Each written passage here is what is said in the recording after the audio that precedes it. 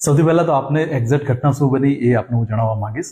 બાલાસિનોર તાલુકાના એક ગામમાં 20મી જાન્યુઆરીના રાત્રિના રોજ એક ચોરી થાય છે.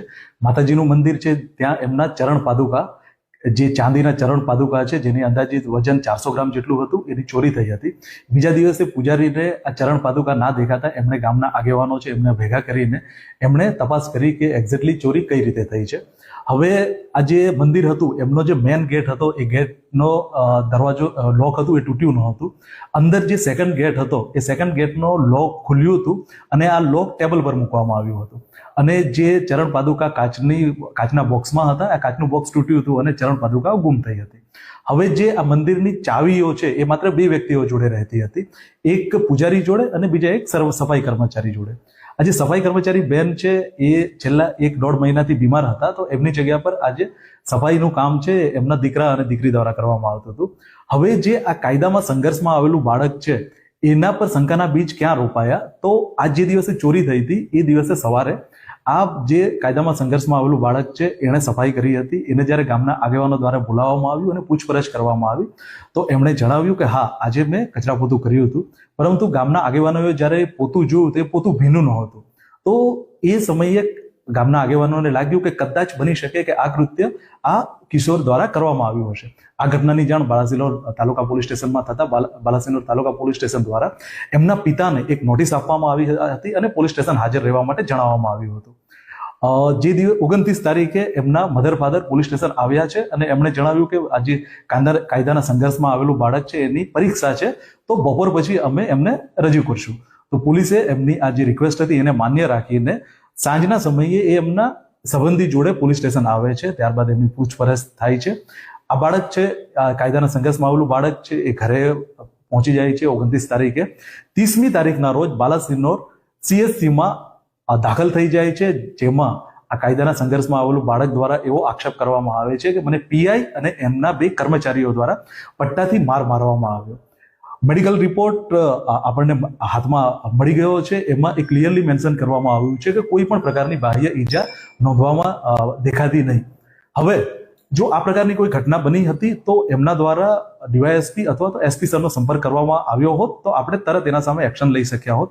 એ એમણે પગલું ના ભરીને એમણે સોશિયલ મીડિયા પર અર્ધસત્ય વાયરલ કર્યું હતું, જેના ભાગરૂપે જિલ્લા પોલીસ વડાએ આ ઘટનાની ગંભીરતાને ધ્યાનમાં રાખીને તાત્કાલિક આની તપાસ DYSP SC/ST સેલને આપી દીધી હતી કે જેથી આ ઘટનામાં કોઈ જવાબદાર અધિકારી કે કર્મચારીઓ હોય તો એમના વિરુદ્ધ પગલાં લઈ શકાય. 30મી તારીખના સાંજે બાયડના ધારાસભ્ય શ્રી ધવલસિંહ ઝાલાનાઓ તેમજ બાલાસિનોરના ધારાસભ્ય શ્રી માનસિંહભાઈ ચૌહાણનાઓ આવા કાયદાના સંઘર્ષમાં આવેલું બાળક છે એના ઘરની મુલાકાત લે છે. ત્યાંથી એમણે વિવિધ અધિકારીઓનો કોલ કર્યા હતા અને ત્યારબાદ મારા દ્વારા પર્સનલી એમની હાજરીમાં બાળકની મુલાકાત લેવામાં આવી. કાયદાના સંઘર્ષમાં આવેલું બાળક જોડે મેં એક્ઝેક્ટલી શું ઘટના બની છે એની પૂરેપૂરી ડિટેલ લીધી અને ત્યાર પછી એમના ફાધર દ્વારા એમની એક અરજી તાત્કાલિક લેવામાં આવી અને પછી તપાસ કરવામાં આવી. આપના માધ્યમથી હું એ પણ લોકોને જણાવવા માંગીશ કે સોશિયલ મીડિયા પર વાયરલ થયેલ અર્ધસત્યને લઈને આપ આપનો ઓપિનિયન ના બનાવી લો.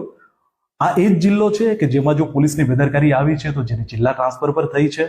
સાથોસાથ જો પોલીસની ગુનાહિત પ્રવૃત્તિમાં સંડોવણી આવી છે તો એમના સામે FIR પણ થઈ છે. તો પોલીસની એ ફરજ છે કે કોઈ પણ કોગ્નિઝેબલ ગુનો બને તો તાત્કાલિક FIR દાખલ કરવી. પરંતુ આ એક તપાસ ચાલુ હતી અને આ જે બાળક હતું એ કાયદાના સંઘર્ષમાં આવેલું બાળક હતું અને ચોરીના આરોપમાં એ શકમંદ તરીકે ઉભરી આવ્યું હતું અને એના ભાગરૂપે એની તપાસ થઈ હતી. પોલીસ સ્ટેશન જ્યારે બાળકને બોલાવવામાં આવ્યો તો એ સમયના પોલીસ સ્ટેશનમાં CCTV ફૂટેજ તેમજ એ સમયે હાજર તમામ અધિકારી, કર્મચારી, અન્ય વ્યક્તિઓ તેમજ મેડિકલ રિપોર્ટ, આ તમામ બાબતો છે એના ધ્યાનમાં લઈને DYSP SC/ST સેલ દ્વારા તપાસ કરવામાં આવી રહી છે. અત્યારે તપાસના અંતે જો એવું કોઈ ફલિત થશે કે પોલીસે ઇન્ટ્રોગેશન સમયે બળ પ્રયોગ કર્યો હતો તો ડેફિનેટલી જે અધિકારી, કર્મચારીઓ છે એમના વિરુદ્ધ પગલાં લેવામાં આવશે. સર, કાયદો શું કરે? PI રજા પર ગયા છે. આજે તપાસ છે એમના પર પણ આક્ષેપ થયા છે તો તપાસમાં એમનું કોઈ ઇન્ટરફિયરન્સ ના રહે, ક્યાં તો બીજા કોઈ એલિગેશન ના થાય એટલા માટે રજા પર છે.